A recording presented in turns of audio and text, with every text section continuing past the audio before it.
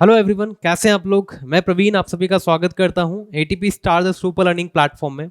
बच्चों, lecture start करने से पहले मैं आपको कुछ बहुत ज़रूरी इन्फॉर्मेशन देना चाहूँगा जो आपके लिए शायद बहुत ज़्यादा यूज़फुल है। हमारा एक बैच है बच्चों, ग्लेडिएटर 2.0, जो स्टार्ट होने वाला है जल्दी ही, और इसके रजिस्ट्रेशन 31 मार्च 2021 से स्टार्ट हो रहे हैं। तो बच्चों इस की खास बात क्या है कि यार इसमें ये 11th to 12th जो मूविंग स्टूडेंट्स हैं उनके लिए बहुत ज़्यादा फायदेमंद है ना। इस कोर्स की जो खास बात है वो ये है कि यार इसमें आपको 12th तो पढ़ाया ही जाएगा, साथ में 11th के जो टॉपिक्स हैं, आपको 11th के जो चैप्टर्स हैं वो भी कवर करवाए जाएंगे। तो यार बहुत सी बार क्या होता है कि हम हमारे साथ ऐसा होता है कि यार हम लोग जब 11th में होते हैं तो हमें उसकी इंपॉर्टेंस पता नहीं रहती है ना, कि यार ये 11th क्लास हमारे लिए कितनी ज़्यादा इंपॉर्टेंट है। और कभी कभी ऐसा भी होता है कि यार हम लोगों ने पढ़ लिया, बस पढ़ते चले जा रहे हैं, है ना, लेकिन समझ में कुछ आ नहीं रहा होता है। तो हम लोग इसलिए ज़्यादा ध्यान नहीं देते कि यार चलो 11th ही तो है, आराम से स्कूल वाले तो वैसे हमें पास कर देंगे, है ना। लेकिन यार आप लोग भी जानते हैं भाई, आजकल केवल पास होना ही जरूरी नहीं होता है, लाइफ में बहुत कुछ अचीव भी करना होता है ना। और उसके लिए आपको एक अच्छे मार्क्स की जरूरत पड़ती है ना भाई, और वो मार्क्स तभी आते हैं जब आपके कॉन्सेप्ट अच्छे से क्लियर हों। तो बच्चों, जिन्होंने 11th क्लास अगर अच्छे से नहीं पढ़ी है, उनको कुछ टॉपिक्स में भी हो सकता है डाउट हो, तो यार उन बच्चों के लिए ये गोल्डन अपॉर्चुनिटी की तरह है कि 12th तो करवाया ही जाएगा, साथ में यहाँ पर 11th का जो टॉपिक्स हैं, जो चैप्टर्स हैं, वो भी आपको कवर करवाए जाएंगे। ठीक है भाई, तो इस बात का ध्यान रखें। ग्लेडिएटर 2.0 बैच स्टार्ट होने वाला है, और जिन बच्चों ने पहले भी इस बैच को ग्लेडिएटर बैच को ज्वाइन किया हुआ है तो वो भी आज काफ़ी खुश है और काफ़ी कुछ उनको सीखने को मिला है। तो I hope you will also enjoy this course. But इसके रजिस्ट्रेशन स्टार्ट हो रहे हैं 31 मार्च 2021 से, तो इस बात का ध्यान रखिए। तो चलिए यार अब शुरू करते हैं भाई, ज़्यादा आपका टाइम नहीं लगाते हैं। तो देखिए आज हम लोग बच्चों क्या पढ़ने वाले हैं। आज हम लोग दरअसल एक बहुत इंपॉर्टेंट चैप्टर के बारे में बात करने वाले हैं जिसका नाम है वेक्टर। यार अगर आपको यकीन मानिए वेक्टर आता है तो समझ लीजिए मैकेनिक्स की आपको पहली सीढ़ी आती है ना। मैकेनिक्स एक बहुत इंपॉर्टेंट टॉपिक है from any exam point of view, चाहे वो जेई का स्टूडेंट हो या फिर नीट का स्टूडेंट हो, डजेंट मैटर।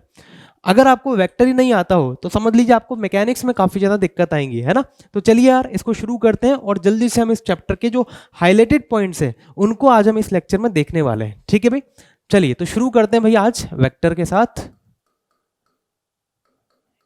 यस यस, तो यार सबसे पहली बात, हम वेक्टर किसको कहेंगे। तो वेक्टर दरअसल वो क्वांटिटीज होती हैं, जिनके पास मैग्नीट्यूड भी होता है, मैग्नीट्यूड भी हो और उनके पास डायरेक्शन भी हो, है ना। ये दोनों चीजें होनी चाहिए। क्या इतना कहना काफी होगा कि हर वो क्वांटिटी जिसके पास मैग्नीट्यूड और डायरेक्शन है वो वेक्टर है? तो जवाब है नहीं। साथ में वो क्या करना चाहिए, वेक्टर अलजेब्रा के जो रूल्स हैं उनको भी फॉलो करना चाहिए, तभी हम उस क्वांटिटी को क्या कहेंगे, वेक्टर कहेंगे। अब वेक्टर अलजेब्रा के कौन से रूल हैं यार, जैसे कि हम इस चैप्टर में आगे पढ़ने वाले हैं, वेक्टर एडिशन के कुछ रूल्स होते हैं, ट्राइंगल लॉ, पैरेललोग्राम लॉ, है ना। इनको भी अगर वो ओबे करे along with having magnitude and direction, तो ऐसी क्वांटिटी को अपन क्या कहेंगे भाई, वेक्टर कहेंगे। ठीक है भाई, अब यार बात करते हैं थोड़ी सी आगे वेक्टर रिप्रेजेंटेशन के बारे में। यार वेक्टर को रिप्रेजेंट करने के कितने तरीके होते हैं। तो वेक्टर को रिप्रेजेंट करने के वेक्टर रिप्रेजेंटेशन, बेसिकली वेक्टर को रिप्रेजेंट करने के दो तरीके, है ना। कितने तरीके, दो। कौन कौन से, एक तो होता है मैथमेटिकल मेथड, है ना, और दूसरा होता है ग्राफिकल मेथड। ठीक है भाई, मैथमेटिकल एंड ग्राफिकल। ठीक है भाई, अब ग्राफिकल मेथड में हम क्या करते हैं कि वेक्टर को एक एरो से रिप्रेजेंट करते हैं। किससे रिप्रेजेंट करते हैं भाई, एक एरो से। ठीक है, जैसे कि ये कोई एरो मैंने यहां पर ड्रॉ कर दिया, तो ये दरअसल किसी वेक्टर का रिप्रेजेंटेशन है, ग्राफिकल रिप्रेजेंटेशन। इस एरो की जो हेड होता है वो दरअसल आपको वेक्टर का टर्मिनेटिंग पॉइंट बताता है। इस एरो का जो ये टेल होता है वो आपको वेक्टर का स्टार्टिंग पॉइंट बताएगा, और इस एरो की जो लेंथ होगी वो दरअसल प्रोपोर्शनल होती है मैग्नीट्यूड ऑफ वेक्टर के साथ में। मैग्नीट्यूड ऑफ वेक्टर मतलब जितना बड़ा एरो बन रहा है, मैग्नीट्यूड ऑफ वेक्टर उतना ही ज्यादा होगा, ऐसा अपन कहेंगे। ठीक है, अच्छा, इस एरो की एक डायरेक्शन है, जैसा कि आप लोग देख पा रहे हैं। तो एरो की डायरेक्शन आपको क्या बताएगी, वेक्टर की डायरेक्शन के बारे में बताएगी। ठीक है भाई, तो ये दोनों चीजें आपको यहां से इस एरो की हेल्प से पता लग जाएगी। ठीक है, ये तो हो गया यार हमारा ग्राफिकल मेथड। अब यार मैथमेटिकल मेथड पढ़े, लेकिन उससे पहले हम बात करेंगे टाइप्स ऑफ वेक्टर के बारे में कि वेक्टर कितने टाइप के होते हैं। देखो बच्चों, वेक्टर को अब यार अगर अपन क्लासीफाई करना चाहें तो आप वेक्टर को बहुत सारे तरीके से क्लासीफाई कर सकते हैं। जरा आप भी सोच करके देखिए कि आपने आज तक वेक्टर के कितने टाइप्स पढ़े होंगे, बता सकते हो कि कितने कैटेगरी में वेक्टर को डिवाइड कर सकते हैं। तो यार डिपेंडिंग ऑन कि किस बेसिस पर हम उसको डिवाइड कर रहे हैं, इसके बेसिस पर वेक्टर के अलग अलग टाइप्स हो सकते हैं, है ना। तो यहां पर हम क्या करेंगे, अलग अलग नहीं पढ़ करके मैं आपको कुछ सिंपल से टाइप्स बताऊंगा जिन जो कि फ्रीक्वेंटली हमारे कहीं ना कहीं काम आते रहेंगे। ठीक है भाई, तो देखिए यार कौन कौन से हैं हमारे लिए इंपॉर्टेंट वेक्टर। सबसे पहला जो वेक्टर हमारे लिए इंपॉर्टेंट है बच्चों, वो है एक यूनिट वेक्टर। कौन सा वेक्टर भाई? Unit vector. अब यार ये जो यूनिट वेक्टर ना बड़े काम की चीज है भाई। यूनिट वेक्टर जो है बड़े काम की चीज है। किसी भी वेक्टर जिसका मैग्नीट्यूड 1 है, कोई भी वेक्टर जिसका मैग्नीट्यूड 1 है, उसे अपन क्या कहेंगे कि वो एक यूनिट वेक्टर है। ठीक है, वेक्टर जिसका मैग्नीट्यूड कितना है भाई? जिसका मैग्नीट्यूड 1 है। ठीक है, यूनिट वेक्टर दरअसल एक ऐसा वेक्टर है जिसका मैग्नीट्यूड कितना है? 1 है। अब यार इस वेक्टर की और क्या खास बात होती है कि इसकी अपनी कोई यूनिट नहीं होती है। It doesn't have any unit.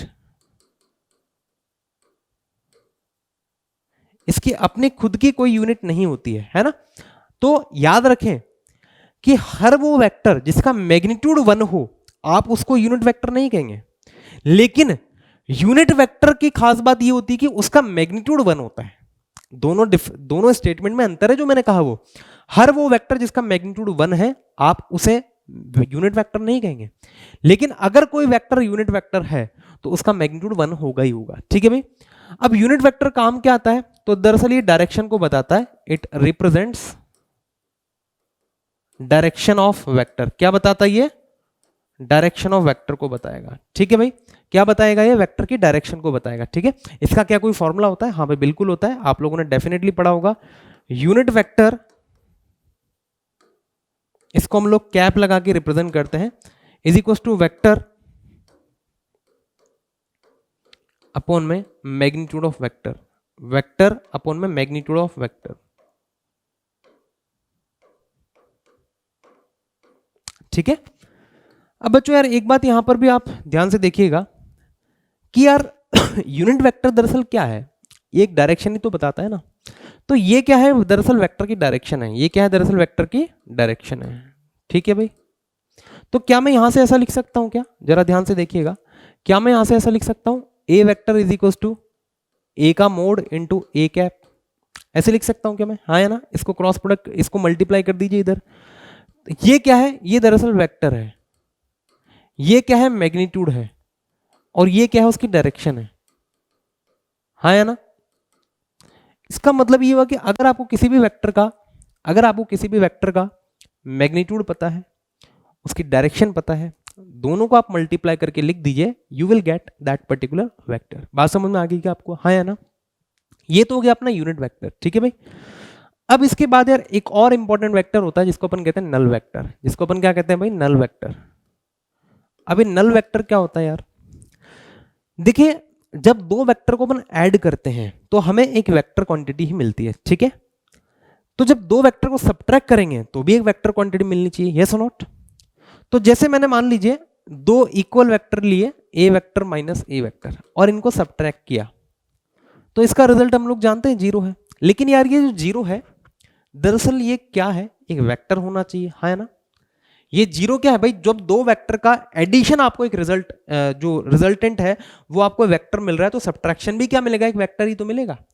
तो जब दो इक्वल वेक्टर्स को आप सब्ट्रैक्ट करते हैं तो आपको एक वेक्टर मिलना चाहिए, और उस वेक्टर को ही अपन क्या कहते हैं? नल वेक्टर कहते हैं। नल वेक्टर दरअसल एक ऐसा वेक्टर है जिसका मैग्नीट्यूड कितना होता है? 0। मैग्नीट्यूड कितना होता है इसका? 0 होता है। क्या इसकी कोई डायरेक्शन भी होती है? नहीं, इसकी कोई स्पेसिफिक डायरेक्शन नहीं होती है। ठीक है, इसकी कोई स्पेसिफिक डायरेक्शन नहीं होती है। ठीक है, हाँ जी, ये तो हो गया आपका नल वेक्टर। अब नल वेक्टर के बाद में कुछ स्पेसिफिक तरह के वेक्टर्स हैं, जैसे कि equal vectors, equal vector, opposite vector, like vector, like vector, और एक होता है अनलाइक वेक्टर। ठीक है भाई, अनलाइक वेक्टर। यस, क्या डिफरेंस होता है भाई, जरा आप सोचिए बच्चों कि इन चारों वेक्टर्स में क्या डिफरेंस होता है, क्या कोई डिफरेंस है, या फिर आप इनको डिफाइन कर सकते हैं कि क्या होते हैं इक्वल वेक्टर्स। देखिए, दो वेक्टर को अपन इक्वल वेक्टर कहेंगे अगर उनकी डायरेक्शन सेम हो, डायरेक्शन सेम हो, मैग्नीट्यूड भी सेम हो। ठीक है भाई, डायरेक्शन भी सेम होना चाहिए और मैग्नीट्यूड भी सेम होना चाहिए। अपोजिट वेक्टर क्या होगा, दो वेक्टर को अपन अपोजिट वेक्टर कहेंगे, दो वेक्टर को अगर अपन अपोजिट वेक्टर कहेंगे कब, अगर उनकी मैग्नीट्यूड सेम हो, अगर उनका मैग्नीट्यूड सेम हो लेकिन डायरेक्शन कैसी हो, अपोजिट हो। डायरेक्शन कैसी होनी चाहिए उनकी, अपोजिट होनी चाहिए। ठीक है भाई, तो ऐसे वेक्टर को अपन क्या कहेंगे, अपोजिट वेक्टर कहेंगे। क्या ये बात हमको क्लियर है? ओके। अब बच्चों यार यहां पर एक बात ध्यान देने वाली है, क्या है बात ध्यान देने वाली, कि इसमें और इसमें केवल इतना डिफरेंस है कि इसमें डायरेक्शन और मैग्नीट्यूड दोनों सेम होता है, इसमें मैग्नीट्यूड सेम होता है लेकिन डायरेक्शन क्या होती है बच्चों, अपोजिट होती है। ठीक है भाई, इस अपोजिट वेक्टर का एक और नाम है नेगेटिव वेक्टर। इस अपोजिट वेक्टर का एक और नाम है नेगेटिव वेक्टर। ठीक है भाई, इस अपोजिट वेक्टर का एक और नाम है नेगेटिव वेक्टर। तो अगर आपको किसी भी वेक्टर का नेगेटिव वेक्टर निकालना है तो आपको क्या करना है, उसको पकड़ के उल्टा घुमा देना है। जैसे कि अगर ये कोई वेक्टर है ए वेक्टर, तो मैंने क्या किया, इसको पकड़ के उल्टा घुमा दिया तो मुझे इसका नेगेटिव वेक्टर मिल जाएगा, मतलब माइनस ए वेक्टर मिल जाएगा। बात समझ में आ गई आपको? ओके। तो बच्चों आई होप कि ये अपोजिट वेक्टर का फंडा भी आपको क्लियर है। इसके बाद है लाइक वेक्टर। यार लाइक वेक्टर क्या होते हैं, दो वेक्टर जिनका मैग्नीट्यूड मे और मे नॉट बी सेम,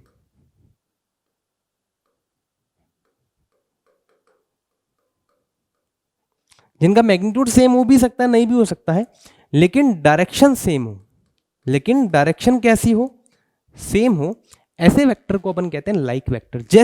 जैसे कि फॉर एग्जांपल एक ये रहा, दूसरा ये रहा। बच्चों क्या आप देख पा रहे हैं कि ये जो दोनों वेक्टर्स हैं, ये जो दोनों वेक्टर्स हैं, देखो इनका लेंथ जो है वो अलग अलग है, इसका मतलब मैग्नीट्यूड डिफरेंट है बट इनकी डायरेक्शन सेम है, इसलिए हम इनसे क्या कहेंगे, लाइक वेक्टर कहेंगे। फिर होते हैं बच्चों अनलाइक वेक्टर। दो वेक्टर जिनका मैग्नीट्यूड मे और मे नॉट भी सेम, मे और मे नॉट भी सेम,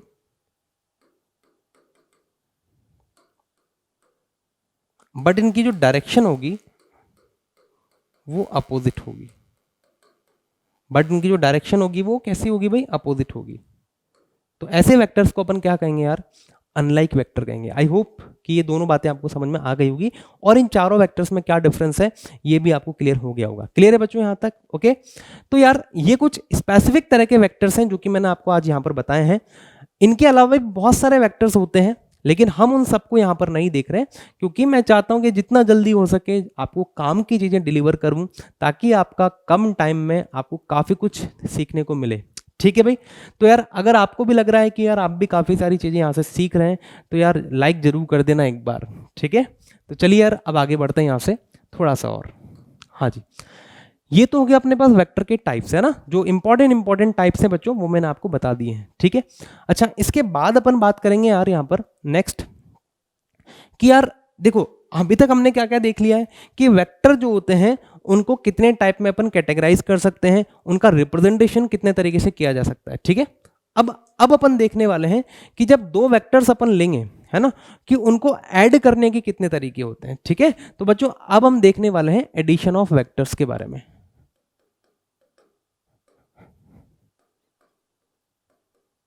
एडिशन ऑफ वेक्टर्स, हाँ जी देखिए जरा, दो वेक्टर को जब आप ऐड करने चाह रहे हैं तो उनको भी ऐड करने के दो तरीके होते हैं। एक होता है ग्राफिकल तरीका, एक होता है ग्राफिकल तरीका और दूसरा होता है मैथमेटिकल। ओके, वो अपन आगे देखेंगे थोड़ी देर के बाद में। अब ग्राफिकल तरीके में क्या होता है, बड़ी सिंपल सी कॉन्सेप्ट है इसकी भी कि जैसे मान लीजिए आपको ये एक वेक्टर है, ठीक है, ये आपको एक वेक्टर दे दिया और इस वेक्टर में अब आपको क्या करना है बच्चों, कोई दूसरा वेक्टर ऐड करना है। तो ग्राफिकल तरीके में हम क्या करते हैं कि इस वेक्टर में जब आप दूसरे वेक्टर को ऐड करना चाहते हैं तो आप उस दूसरे वाले वेक्टर की टेल को पहले वाले वेक्टर के हेड पर रख दें। तो जो रिजल्टेंट बन रहा है, तो जो रिजल्टेंट बनेगा वो यहां से यहां तक का एक वेक्टर होगा, और इसी को अपन इन दोनों का रिजल्टेंट वेक्टर कहते हैं। बात समझ में आ गई? जब दो वेक्टर जिनको आपको ऐड करना है तो आप क्या करें, दूसरे वाले वेक्टर की टेल को पहले वाले वेक्टर के हेड पर रख दें। तो जो रिजल्टेंट वेक्टर होगा वो पहले वाले वेक्टर की टेल से दूसरे वाले वेक्टर के हेड तक होगा। इसी को अपन इन दोनों का रिजल्टेंट वेक्टर कहते हैं। अब यार यहां पर तो दोनों वेक्टर जो थे वो दोनों वेक्टर एक ही डायरेक्शन में है। क्या होगा अगर दोनों वेक्टर किसी एंगल पर हो? जरा सोच करके देखिए इस बात को। मान लीजिए कि यार एक वेक्टर जो है वो इधर है और मुझे इसके अंदर ऐड करना है इस दूसरे वेक्टर को। जरा सोचिए बच्चों, इस दूसरे वेक्टर को मुझे इसके साथ ऐड करना है। तो अब इसको कैसे ऐड किया जाए? इसको ऐड करने के लिए भी कॉन्सेप्ट यही है जो यहां पर यूज किया है। क्या है कॉन्सेप्ट? कि जिन दो वेक्टर को आपको ऐड करना है, आप क्या करें, पहले वाले वेक्टर के हेड पर दूसरे वाले वेक्टर की टेल को रख दीजिए। दूसरे वाले वेक्टर की टेल को रख दीजिए। रख दिया भाई।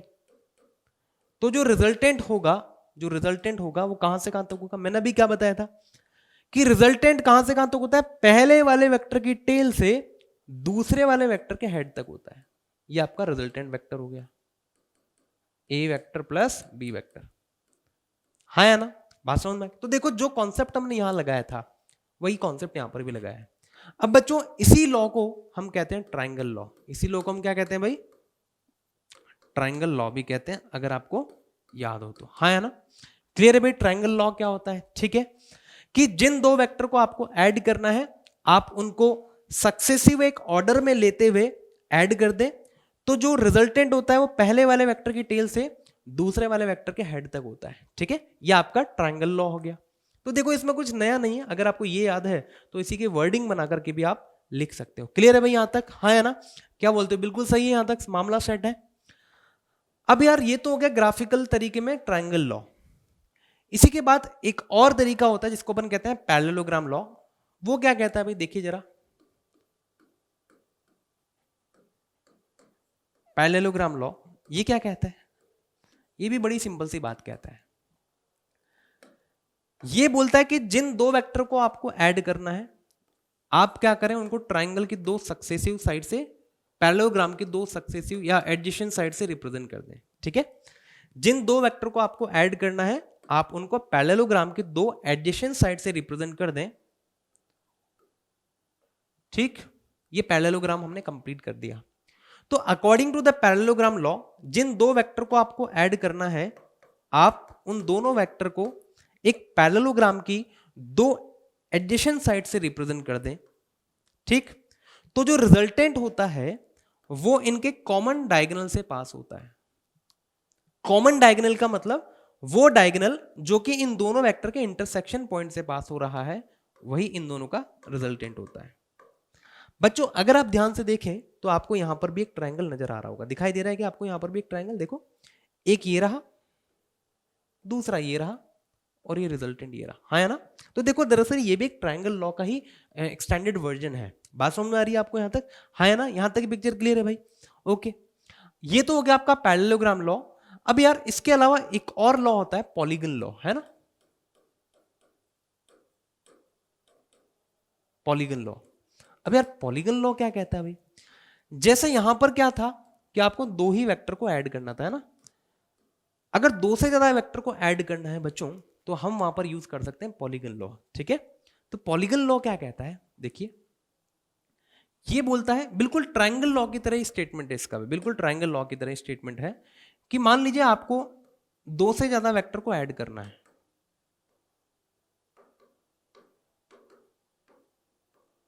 मान लीजिए आपको दो से ज्यादा वेक्टर्स को ऐड करना है। ठीक है, तो इनका रिजल्टेंट आप निकालने के लिए क्या करें कि इस पहले वाले वेक्टर के हेड पर दूसरे वाले वेक्टर की टेल को रख दीजिए, जैसा अपने ट्रायंगल लॉ में किया था, है ना? इस दूसरे वाले वेक्टर के टेल को पहले वाले वेक्टर के हेड पर रख दीजिए, रख दिया। उसके बाद तीसरे वाले वेक्टर की टेल को दूसरे वाले वेक्टर के हेड पर रख दीजिए, रख दिया। ठीक, तो according to the polygon law जो रिजल्टेंट होगा वो दरअसल यहां से, मतलब कहां से, पहले वाले वेक्टर की टेल से लास्ट वाले वेक्टर के हेड तक जाता है।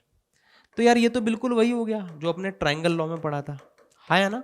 तो बिल्कुल वही का वही स्टेटमेंट है, बस वहां पर 2 वेक्टर था, यहां पर 2 से ज्यादा वेक्टर हो जाएंगे। ठीक है भाई, यहां तक पिक्चर क्लियर है।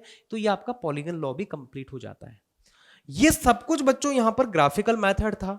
ठीक है, अब जो अपन पढ़ेंगे वो पढ़ेंगे मैथमेटिकल मेथड। ठीक है, कि जब 2 वेक्टर को आप ऐड करें तो मैथमेटिकली उसका क्या रिजल्ट आता है। ठीक है, तो चलिए उसको भी देख लेते भाई, मैथमेटिकल मेथड में क्या है। देखिए बच्चों ध्यान से, लेकिन उससे पहले हम लोग यहां पर एक बहुत इंपॉर्टेंट बात सीख लेते हैं, कंपोनेंट्स लेना, कंपोनेंट्स ऑफ अ वेक्टर, कि एक वेक्टर के कंपोनेंट्स कैसे लिए जाते हैं। यस, जरा ध्यान से देखिएगा बच्चों कि एक वेक्टर के कंपोनेंट कैसे लिए जाते हैं। जैसे मान लीजिए कि ये कोई वेक्टर है,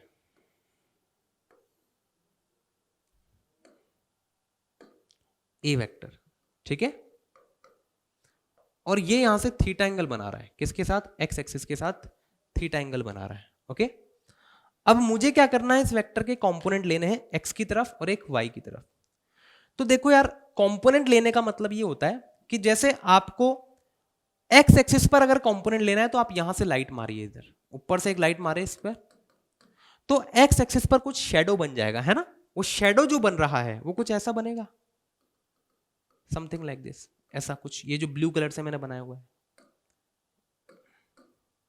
ये शेडो बन रहा है वो कुछ ऐसा बनेगा, है ना। ये शेडो आपने दरअसल बनाया कैसे, आपने यहां से एक परपेंडिकुलर डाला, वो यहां पर जाकर के मिल गया, है ना।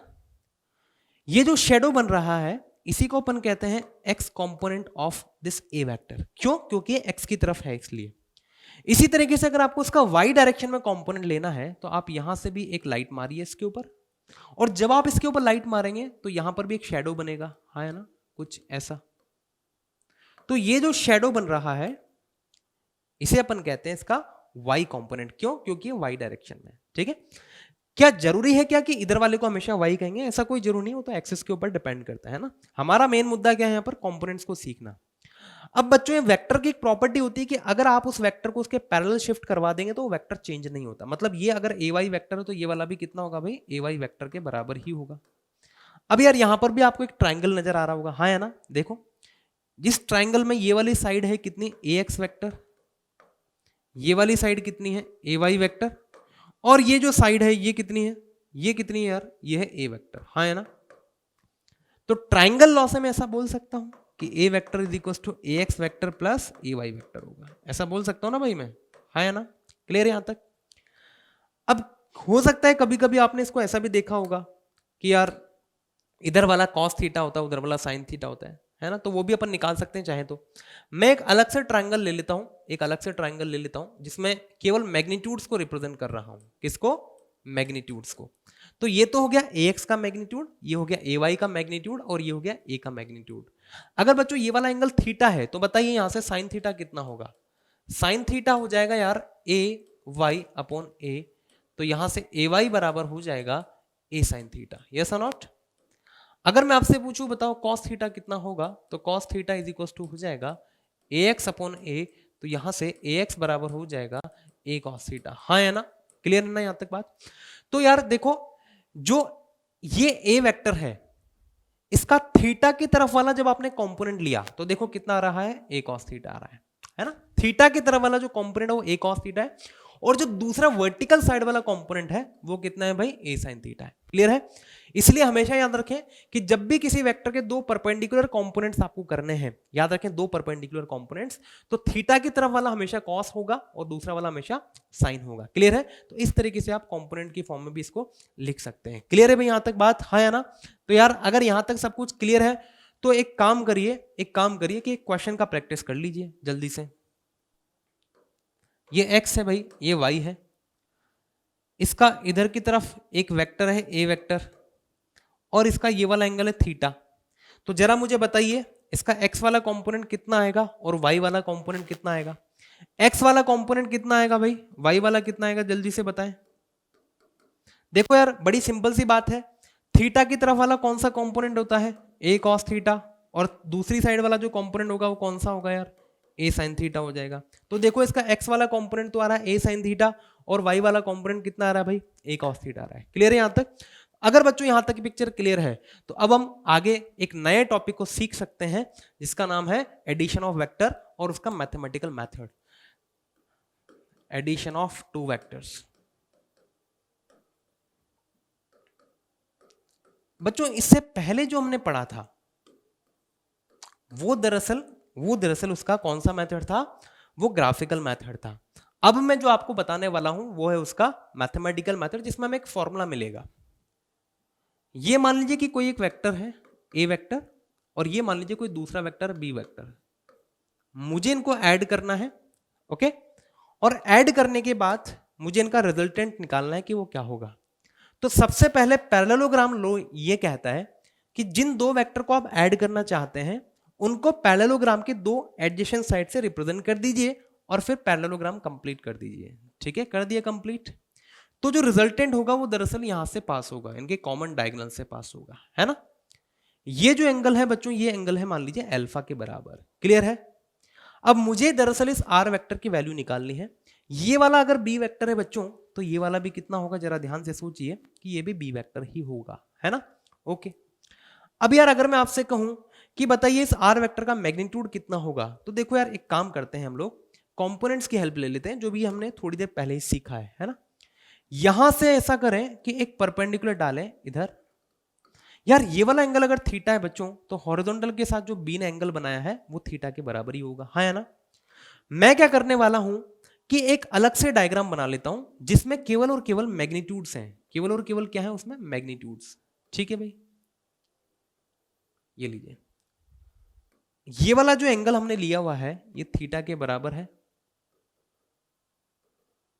तो ये वाला एंगल भी थीटा हो जाएगा। ये आपका बी है, यहां से यहां तक ए का मैग्नीट्यूड है ए।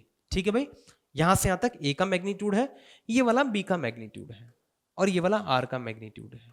ओके, क्लियर है भाई। अब यार अगर ये वाला बी है तो यार अभी अपन ने थोड़ी देर पहले क्या पढ़ा था कि थीटा की तरफ वाला जो कंपोनेंट होगा वो हमेशा बी कॉस थीटा होगा, है ना, और जो दूसरी वाली साइड का कंपोनेंट होगा वो हमेशा साइन वाला कंपोनेंट होगा। ठीक है ना भाई, क्लियर है। यार आपको यहां पर क्या एक राइट एंगल ट्राइंगल नजर आ रहा है, मुझे तो नजर आ रहा है। देखो ये वाला, ध्यान से देखो, आपको एक राइट एंगल ट्राइंगल यहां पर नजर आ रहा होगा, दिखाई दिया, हाँ है ना। इस राइट एंगल ट्राइंगल में ये वाला जो एंगल है वो है अल्फा, ये वाली जो साइड है हाइपोटेनियस वो है आर, ये वाली जो साइड है परपेंडिकुलर ये बी साइन थीटा, और ये वाली जो साइड है वो ए प्लस बी कॉस थीटा है। तो यार पाइथागोरस थ्योरम से अपन ऐसा बोल सकते हैं कि hypotenuse square is equal to base square plus perpendicular square, है ना, ऐसा बोल सकता हूं भाई मैं, यस और नॉट। थोड़ा सा ऐसा करते हैं, इसको एक्सटेंड कर देते हैं, क्या बोलते हो। तो यार R square is equal to कितना हो जाएगा, A square plus B square cos square theta plus 2ab cos theta plus B square sine square theta, ऐसा बोल सकते हैं ना भाई, हाँ है ना। यार अगर ऐसा है तो ए स्क्वायर प्लस, देखना जरा, ये हो जाएगा b square cos square theta plus sine square theta plus 2ab cos theta, ऐसा भी बोल सकते हैं। ये हो जाएगा आपका आर स्क्वायर। यार cos square theta plus sine square theta कितना हो जाता है, ये तो 1 होता है ना।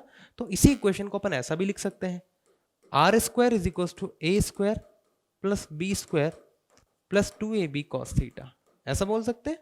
तो आर इज इक्वल टू कितना हो जाएगा, root over A square plus B square plus 2ab cos theta, ऐसा बोल सकते हैं ना भाई, क्या बोलते हो यार आप लोग, सही बोल रहा हूं क्या मैं। अब बच्चों ये क्या आ गया आपके पास, ये आ गया इन दो वेक्टर के रिजल्टेंट का मैग्नीट्यूड। ठीक है, अब बात कर लेते हैं इस एंगल अल्फा के बारे में कि अल्फा होगा कितना। ठीक है, तो यार अगर मैं आपसे पूछूं कि इस ट्राइंगल में बताइए tan अल्फा कितना होगा, तो यार tan अल्फा हो जाएगा परपेंडिकुलर अपॉन बेस, परपेंडिकुलर कितना है इसका, b sin थीटा है, और इसका बेस कितना है, a plus b cos theta है। ये लीजिए साहब, आपके पास यहां पर अल्फा की वैल्यू भी आ जाएगी, है ना। अब बच्चों एक बात आप यहां पर ये भी ध्यान रख सकते हैं कि यार ये जो अल्फा है वो दरअसल इस ए वेक्टर के साथ बनाया हुआ एंगल है। देखो आर और ए के बीच का एंगल है अल्फा, है ना। इसी वजह से ऊपर की तरफ देखो बी आ रहा है और यहां पर भी बी आ रहा है। अगर मान लो अल्फा एंगल होता आर और बी के बीच में, तो फिर बी की जगह ए हो जाता, यहां पर भी ए हो जाता, यहां पर बी हो जाता और यहां पर ए हो जाता, इतना सा डिफरेंस आता। क्या ये बात आपको समझ में आ गई? हाँ है ना। अब यार जिन जिन को ये फॉर्मूला पहले से पता है तो जरूर एक बार लाइक जरूर कर देना बच्चों, और चैनल को सब्सक्राइब करना ना भूलें, ठीक है, ताकि आपको आगे आने वाली ऐसी वीडियोस और भी ज्यादा मिलती रहे। ठीक है भाई, अब थोड़ा सा और आगे बात करते हैं। इसमें कुछ स्पेशल केसेस हैं। क्या क्या है वो स्पेशल केसेस, देखिए बच्चों। अगर मान लीजिए दो वेक्टर के बीच में एंगल 0 डिग्री हुआ तो क्या होगा? 0 डिग्री होने का मतलब क्या हुआ कि दोनों वेक्टर एक ही डायरेक्शन में देख रहे हैं। अब अगर दो वेक्टर के बीच में एंगल 0 डिग्री है तो यार cos 0 कितना हो जाता है? 1 हो जाता है। तो रिजल्टेंट का फॉर्मूला क्या है? A square plus B square plus 2ab cos theta. cos 0 की वैल्यू 1 होती है, तो रिजल्टेंट हो जाएगा root over A square plus B square plus 2ab cos 0। ठीक है भाई, cos 0 1 जैसे ही आप पुट करेंगे तो ये हो जाएगा a प्लस बी का होल स्क्वायर, तो आपको रिजल्टेंट मिल जाएगा a प्लस बी, मतलब दोनों के मैग्नीट्यूड का सिंपल सा एडिशन हो जाएगा। अगर मान लीजिए थीटा इज इक्वल टू कितना हो गया यार? 180 डिग्री हो जाता है, तो यार cos 180 बच्चों कितना होता है? जल्दी से बताओ यार। cos 180 जो होता है वो होता है -1, यही होता है ना भाई। cos 180 जैसे आप -1 पुट करेंगे तो यहां पर माइनस आ जाएगा, तो रिजल्टेंट हो जाएगा रूट ओवर में A square plus B square minus 2ab। तो यार रिजल्टेंट इज इक्वल टू हो जाएगा a माइनस बी का मोड। ठीक है भाई, क्लियर है यहां तक? आई होप यहां तक की पिक्चर आपको समझ में आ गई होगी। और अगर बच्चों theta is equal to 90 degree है तो रिजल्टेंट कितना हो जाएगा? तो यार cos 90 की जो वैल्यू होती है बच्चों, हम सब लोग जानते हैं कि वो 0 होती है ना। तो रिजल्टेंट हो जाएगा A square plus B square के बराबर। तो बच्चों ये बहुत इंपॉर्टेंट है कि जब भी दो वेक्टर एक दूसरे के साथ परपेंडिकुलर होंगे तो उनका रिजल्टेंट ए स्क्वायर प्लस बी स्क्वायर का रूट होता है। इसके बहुत सारे एग्जांपल्स शायद आपने पहले भी किए होंगे। जैसे कि अगर मैं आपसे कहूं कि 5i cap plus 6j cap, इसका मैग्नीट्यूड बताइए क्या होगा? तो यार जरा ध्यान से देखिए बच्चों, इधर तो है आपका x एक्सिस, इधर है आपका y एक्सिस, यस और नॉट। इधर है आपका x एक्सिस, इधर है आपका y एक्सिस, दोनों के बीच में एंगल कितना हुआ? 90 डिग्री। तो यार ये और ये दोनों एक दूसरे के साथ 90 डिग्री पर हैं, तो दरअसल वो ये वाला केस है। तो रिजल्टेंट कितना हो जाएगा? ये आपका a वेक्टर का मैग्नीट्यूड हो गया, ये आपका b वेक्टर का मैग्नीट्यूड हो गया, दोनों एक दूसरे के परपेंडिकुलर हैं, तो रिजल्टेंट हो जाएगा 5 का स्क्वायर प्लस 6 का स्क्वायर, दैट इज 25 प्लस 36, है ना। 25 प्लस 36 का रूट, तो ये हो जाएगा 11, और 61 का रूट, ये आपका आंसर आ जाएगा। ठीक है, तो इस तरीके से भैया आप इसका रिजल्टेंट का मैग्नीट्यूड निकाल सकते हैं। क्लियर है यहाँ तक? अब बच्चों यहाँ तक की पिक्चर क्लियर है तो थोड़ा सा इसका सब्ट्रैक्शन भी देख लिया जाए, है ना। देखो यार वेक्टर का सब्ट्रैक्शन क्या होता है? जैसे मान लीजिए आपको एक वेक्टर दे दिया है ए वेक्टर और दूसरा है बी वेक्टर, और आपको उनको सब्ट्रैक्ट करना है। क्या मैं ऐसा बोल सकता हूं बच्चों कि दरअसल ये एडिशन ही है? किस किस का एडिशन है? ए वेक्टर और माइनस बी वेक्टर का। तो जैसे मान लीजिए आपको ये एक वेक्टर दिया हुआ है ए वेक्टर और दूसरा वेक्टर है बी वेक्टर, और दोनों के बीच में एंगल है कुछ थीटा। ठीक है, और मुझे सब्ट्रैक्शन करना है दरअसल इनका। तो सब्ट्रैक्शन मतलब आपको एडिशन करना है, किस किस का? ए वेक्टर और माइनस बी वेक्टर का। यार बी वेक्टर से हमें बनाना है माइनस बी, मतलब हमें बी का नेगेटिव वेक्टर लेना है। तो बी का नेगेटिव कैसे लेंगे? उसको पकड़ के उल्टा घुमा दो, तो ये माइनस बी वेक्टर हो जाएगा। ठीक है, तो अब आपको क्या करना है? इस ए वेक्टर और माइनस बी वेक्टर को ऐड करना है। तो अब यार पैरेललोग्राम लो लगा दो कि जिन दो वेक्टर को आपको ऐड करना है उनको पैरेललोग्राम के दो एडजेसेंट साइड से रिप्रेजेंट कर दीजिए। तो ये हो जाएगा आपका ए वेक्टर और ये वाला हो जाएगा आपका माइनस बी वेक्टर, और इन दोनों के बीच में एंगल कितना हो जाएगा भाई? पाई माइनस थीटा हो जाएगा। ठीक है, अब मैं फिर से एक सेपरेट डायग्राम बना रहा हूं, लेकिन उससे पहले इनका रिजल्टेंट कहां से पास होगा? इनके कॉमन डायगोनल से पास होगा। ठीक है भाई, अब यार मुझे फिर से इनका रिजल्टेंट निकालना है। तो यार दो वेक्टर को जब अपन ऐड करते हैं तो हमने थोड़ी देर पहले ही देखा था कि उनका मैग्नीट्यूड कितना होता है? A square plus B square plus 2ab into cos दोनों के बीच का एंगल। यहां पर जिन दो वेक्टर को आपको ऐड करना है वो है ए वेक्टर और माइनस बी वेक्टर, मतलब एक ये वाला और एक ये वाला, और दोनों के बीच में एंगल कितना है? 180 माइनस थीटा है। तो यहां पर भी अपन पुट कर देंगे 180 माइनस थीटा। तो रिजल्टेंट हो जाएगा A square plus B square cos 180 minus theta कितना होता है भाई, माइनस कॉस थीटा होता है। तो ये हो जाएगा minus 2ab cos theta. So this will be the resultant of these two vector, a vector and minus b vector. तो आपने दरअसल यहां पर a vector minus b vector ही निकाला है। बच्चों यहां पर ध्यान देने वाली बात क्या है कि कॉस थीटा की अलग अलग वैल्यूज हो सकती है, कि जैसे मान लीजिए अगर कॉस थीटा 0 हो गया, दैट इज अगर थीटा 90 डिग्री हो गया, तो फिर रिजल्टेंट कितना आ जाएगा, ये हो जाएगा रूट ओवर में A square plus B square, क्योंकि फिर कॉस 90 0 हो गया। तो यार यहां पर अगर आप ध्यान से देखेंगे तो जब दो वेक्टर को आपने ऐड किया था तो उनके रिजल्टेंट का magnitude root over A square plus B square ही आ रहा था। वो भी कब, जब दोनों के बीच में एंगल 90 डिग्री था, और सब्ट्रैक्शन करने पर भी रिजल्टेंट उतना ही आ रहा है। तो यहां से आप एक बहुत इंपॉर्टेंट रिजल्ट निकाल सकते हैं, क्या, कि अगर दो वेक्टर का डिफरेंस का मैग्नीट्यूड उतना ही आ रहा है जितना कि उनका एडिशन का मैग्नीट्यूड है, तो मैं वहां पर बिल्कुल कह सकता हूं कि यार वो दोनों वेक्टर जो है एक दूसरे के परपेंडिकुलर होंगे, अगर वो दोनों वेक्टर नॉन जीरो है तो। क्लियर है भाई, ये बात आपको समझ में आ गई। जैसे कि हमने क्वेश्चन क्या किया था, 5i प्लस 6j लिया था, इस बार 5i माइनस 6j ले लेते हैं। क्या आप मुझे बता सकते हैं कि इसका मैग्नीट्यूड कितना आएगा? तो बच्चों उसका मैग्नीट्यूड वापस उतना ही आएगा जितना कि पहले आ रहा था। इसका मतलब दोनों वेक्टर एक दूसरे के परपेंडिकुलर है। बच्चों यहां तक की बात आई होप आप लोगों को समझ में आ गई होगी। क्लियर है यहां तक की बात? चलिए, ये तो हो गया बच्चों हमारा एडिशन और सब्ट्रैक्शन। और अब जल्दी से हम लोग देख लेते हैं कि यार वेक्टर का प्रोडक्ट कैसे किया जाता है। वेक्टर प्रोडक्ट, देखो बच्चों दो वेक्टर का जब आप प्रोडक्ट करते हैं, है ना, तो बेसिकली वो दो तरीके से किया जाता है। एक तो होता है डॉट प्रोडक्ट, डॉट प्रोडक्ट, और दूसरा होता है क्रॉस प्रोडक्ट, है ना, क्रॉस प्रोडक्ट। ठीक है भाई, डॉट प्रोडक्ट का एक और नाम है स्केलर प्रोडक्ट, है ना, स्केलर प्रोडक्ट। ठीक है भाई, और क्रॉस प्रोडक्ट का एक और नाम है बच्चों वेक्टर प्रोडक्ट, वेक्टर प्रोडक्ट। ठीक है भाई, यार अब डॉट प्रोडक्ट को हम स्केलर प्रोडक्ट क्यों कहते हैं? तो डॉट प्रोडक्ट का नाम डॉट इसलिए है क्योंकि इसका सिंबल एक डॉट होता है, और इसका नाम स्केलर प्रोडक्ट इसलिए क्योंकि इसका रिजल्ट एक स्केलर क्वांटिटी होती है। क्रॉस प्रोडक्ट का नाम क्रॉस इसलिए है क्योंकि सिंबल इसका क्रॉस में रिप्रेजेंट किया जाता है, और वेक्टर प्रोडक्ट नाम इसलिए है क्योंकि इसका रिजल्ट एक वेक्टर क्वांटिटी होती है। क्लियर है बच्चों यहां तक? अब जल्दी से इनको एक एक करके देख लेते हैं कि कैसे किया जाता है इनको। सबसे पहले हम बात करेंगे डॉट प्रोडक्ट के बारे में। डॉट प्रोडक्ट, जैसे मान लीजिए आपको दो वेक्टर दे दिए गए हैं, a vector dot b vector, आपको इनका डॉट प्रोडक्ट करना है। तो the dot product of two vector कैसे डिफाइन किया जाता है? Mod of A mod of b into cos theta. Okay, इस तरीके से आप दो वेक्टर का डॉट प्रोडक्ट डिफाइन कर सकते हैं। ओके, अब यार एक तरीका तो ये हो गया डॉट प्रोडक्ट करने का।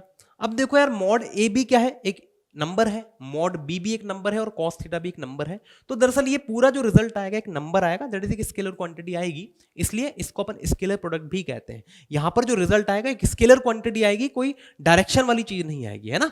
ओके, तो एक तरीका तो ये हो गया जिसमें हमें दो वेक्टर का मैग्नीट्यूड चाहिए और दोनों के बीच का एंगल चाहिए to find their dot product. क्या इसका कोई दूसरा तरीका भी है? हाँ बिल्कुल है, लेकिन उससे पहले अगर मैं आपसे कहूं आई डॉट आई कितना होगा, तो यार आई डॉट आई जब अपन करेंगे तो ए वेक्टर भी आई है और बी वेक्टर भी आई है, तो यार एक्स एक्सिस की तरफ दोनों के दोनों वेक्टर हैं, तो दोनों के बीच में एंगल कितना हो गया? 0। मोड आई अपन जानते हैं 1 होता है, mod b that is mod i भी 1 हो गया, और कॉस 0 की वैल्यू भी 1 हो गई, तो आई डॉट आई कितना हो जाएगा? 1।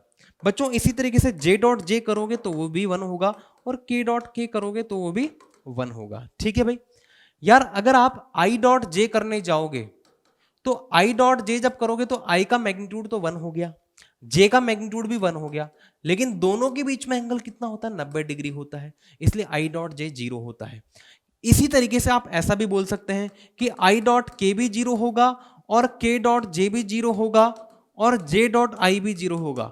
बच्चों यहां पर ध्यान से देखना कि आई डॉट जे का जो रिजल्ट है वही जे डॉट आई का भी है, इसलिए अपन ऐसा बोल सकते हैं कि ए डॉट बी जो होता है वो वही रिजल्ट देता है जो कि बी डॉट ए देता है।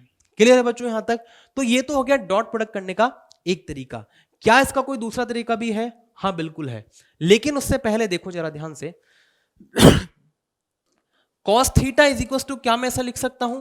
हाँ भाई, a dot b upon mod a mod b, ऐसा लिख सकता हूं ना भाई मैं? जरा ध्यान से देखिए बच्चों, cos थीटा क्या फॉर्मूला ये बन जाएगा, हाँ या ना यहां से। तो यार थीटा क्या है? थीटा दरअसल एंगल है, किस किस के बीच का एंगल है? a और b का। तो दो वेक्टर के बीच में एंगल निकालने का एक तरीका है ये, a dot b upon mod a mod b, ठीक है भाई। अच्छा अब देख लेते हैं इसको निकालने का दूसरा तरीका। देखो कभी कभी क्या होता है ना कि आपको वेक्टर जो है वो ऐसे कंपोनेंट्स की फॉर्म में दिए जाते हैं, है ना, ऐसे कोऑर्डिनेट्स की फॉर्म में भी दिए जा सकते हैं। तो फिर उस केस में आप डॉट प्रोडक्ट कैसे निकालेंगे? बड़ी सिंपल सी बात है यार, B X I plus B Y J plus B Z की, ऐसा लिख सकता हूं भाई मैं, हाँ है ना। अब मुझे क्या करना है बच्चों, यहां पर ए डॉट बी करना है। अब ए डॉट बी कैसे करेंगे जरा ध्यान से देखिएगा, तो ये हो जाएगा A X I plus A Y J plus A Z के। इसका आपको डॉट प्रोडक्ट करना है किसके साथ में? B X I plus B Y J plus B Z के, ठीक है भाई। अब बच्चों डॉट प्रोडक्ट क्या होता है ना, डिस्ट्रीब्यूटिव होता है, मतलब आपको जब इसके साथ इसका डॉट प्रोडक्ट करना है तो आप पहले इसका पूरा इसके साथ करें। मतलब मैं कहना क्या चाहता हूं, आप इसको ऐसे भी लिख सकते हैं, A X I dot B X I plus B Y J plus B Z K, ऐसा लिखें। फिर प्लस अब इसका बच्चों पूरा इसके साथ करें, A Y J dot B X I plus B Y J plus B Z K, ऐसा लिखें। फिर प्लस, फिर अब इसका सबके साथ डॉट प्रोडक्ट करें, ए जेड के dot B X I plus B Y J plus B Z के, ठीक है भाई। अब क्या करें, एक एक करके इसका फिर इसके साथ करें, तो यार आई डॉट आई कितना हो जाता है? 1 हो जाता है, इसलिए ये बन जाएगा A X B X plus I dot J करेंगे तो 0 हो जाएगा, फिर आई डॉट के करेंगे तो वो भी 0 हो जाएगा, जे डॉट आई करेंगे तो वो भी 0 हो जाएगा, लेकिन जे डॉट जे 1 होता है, इसलिए ये हो जाएगा A Y into B Y plus 0 plus 0 plus 0 और finally A Z B Z बन जाएगा। तो यहां पर बनेगा क्या? A X B X plus A Y B Y plus A Z B Z. तो बच्चों ये आ गया आपके पास ए डॉट बी। ये एक और तरीका आ गया डॉट प्रोडक्ट करने का, और यकीन मानिए कि ये तरीका बहुत ज्यादा यूज होने वाला है जब भी आप डॉट प्रोडक्ट करेंगे तब, ठीक है भाई। तो ये दो तरीके हो गए डॉट प्रोडक्ट करने के। यार डॉट प्रोडक्ट का ना एक ज्योमेट्रिकल मीनिंग भी होता है। अच्छा उससे पहले मैं आपको एक क्वेश्चन करवा देता हूं, है ना, कि जैसे मान लीजिए बच्चों आपको दे दिया जाता है ए वेक्टर बराबर 2i plus 3j plus 2k और बी वेक्टर दे दिया जाता है 3i plus j minus k, और अब आपसे कहा जाता है कि बताओ a डॉट बी क्या होगा। तो यार अभी अपन ने देखा कि ए X B X plus A Y B Y plus A Z B Z, A x मतलब a में x आई कैप का कोफिशिएंट और b में आई कैप का कोफिशिएंट, ए वाई मतलब j का कोफिशिएंट और इधर भी j का कोफिशिएंट, इधर k का कोफिशिएंट और इधर भी k का coefficient. 6 plus 4 sorry 6 plus 3 minus 2, okay 9 minus 2 7, so 7 will be the answer to this problem. तो आप देख सकते हैं बच्चों एक नंबर यहां पर आ रहा है ना, ओके। चलिए अब बच्चों यहां पर एक और बात कि यार जब आप cos थीटा देखेंगे तो थीटा क्या था? एंगल था a और b के बीच का।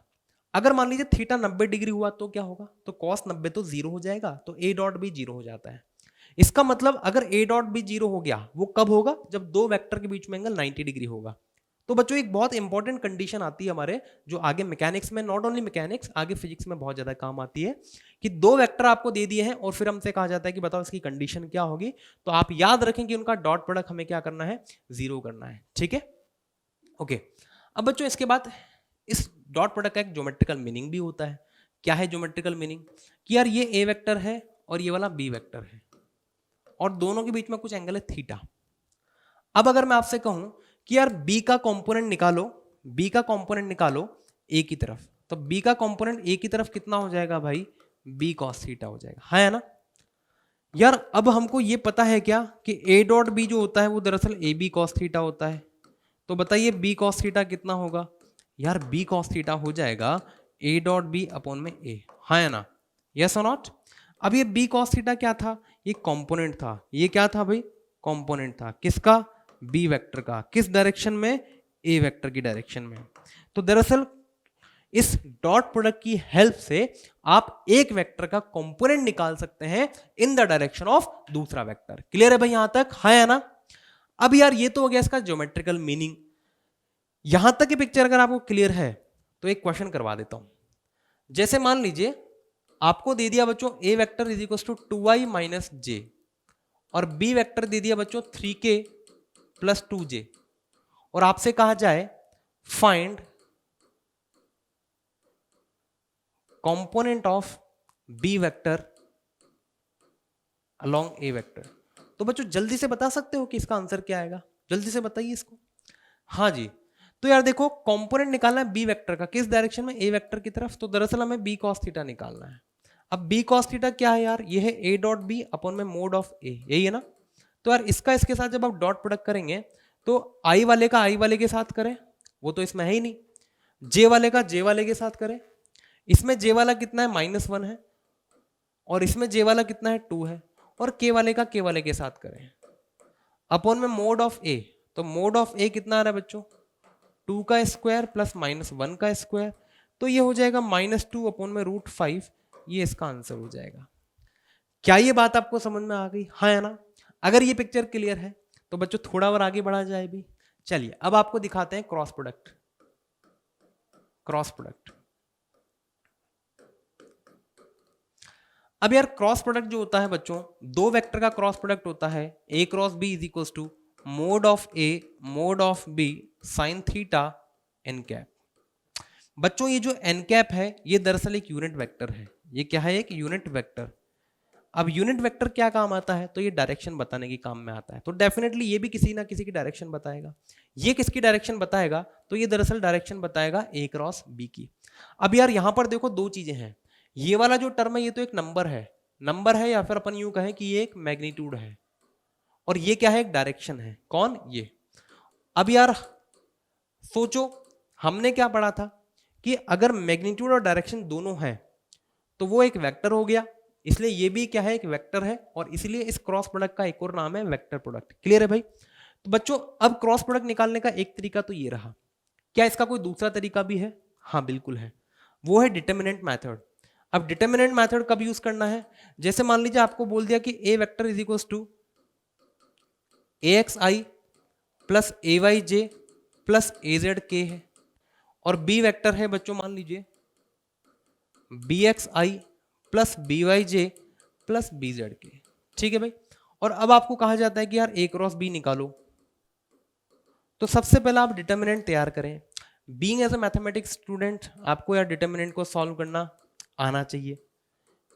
x का कोफिशिएंट, i वाले का कोफिशिएंट, j वाले का कोफिशिएंट, z वाले का कोफिशिएंट और यहां पर i कैप का कोफिशिएंट, j कैप का कोफिशिएंट और k कैप का कोफिशिएंट। ठीक है? अब इसके बाद डिटर्मिनेंट को कैसे सॉल्व किया जाता है वो देखते हैं। आप सबसे पहले क्या करें? i कैप को लिखा तो आप इसको छुपा लें और इसको छुपा लें और फिर इसे क्रॉस में मल्टीप्लाई करते चले जाएं। किया आपने ऐसे मल्टीप्लाई तो आपको क्या दिखाई दे रहा है? ay इंटू bz माइनस, अच्छा माइनस लगाना है दोनों के बीच में, याद रखें, az इंटू by। अब देखो डिटर्मिनेंट में क्या होता है? ऐसे चलता है प्लस माइनस ऐसे चलता है। तो यहां पर अगर ये प्लस है तो फिर यहां पर आ जाएगा माइनस जे कैप। जिस रो और कॉलम में जे कैप है उसको छुपा लें, छुपा लिया तो अब आपको क्या दिखाई दे रहा होगा? ax bx and az bz दिखाई दे रहा होगा।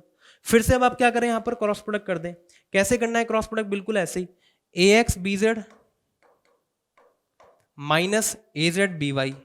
ठीक, फिर क्या आएगा वापस? अब प्लस आ जाएगा। जिस रो और कॉलम में ये है उसको छुपा लें तो अब आपको क्या दिखाई दे रहा होगा? ये दिखाई दे रहा होगा। इसको इसके साथ करें तो ये हो जाएगा ax by minus ay bx। ठीक है क्या भाई? ये लीजिए एक और तरीका हो गया इसको निकालने का। अब बच्चों यहां पर ये तो हो गया आपका क्रॉस प्रोडक्ट निकालने के दो तरीके। ठीक है? इसमें एक बहुत जरूरी बात यह है कि यार ये जो n कैप है ये दरअसल आपको क्या बताएगा? यूनिट वेक्टर बताएगा, है ना? कौन सा यूनिट वेक्टर? एक ऐसा वेक्टर जो कि a क्रॉस b की डायरेक्शन को देता है। इसकी डायरेक्शन कैसे निकाली जाती है? तो बच्चों इसकी डायरेक्शन निकालने के लिए आपके पास होता है एक राइट हैंड रूल। अब राइट हैंड रूल क्या कहता है वो आपको मैं बताता हूं।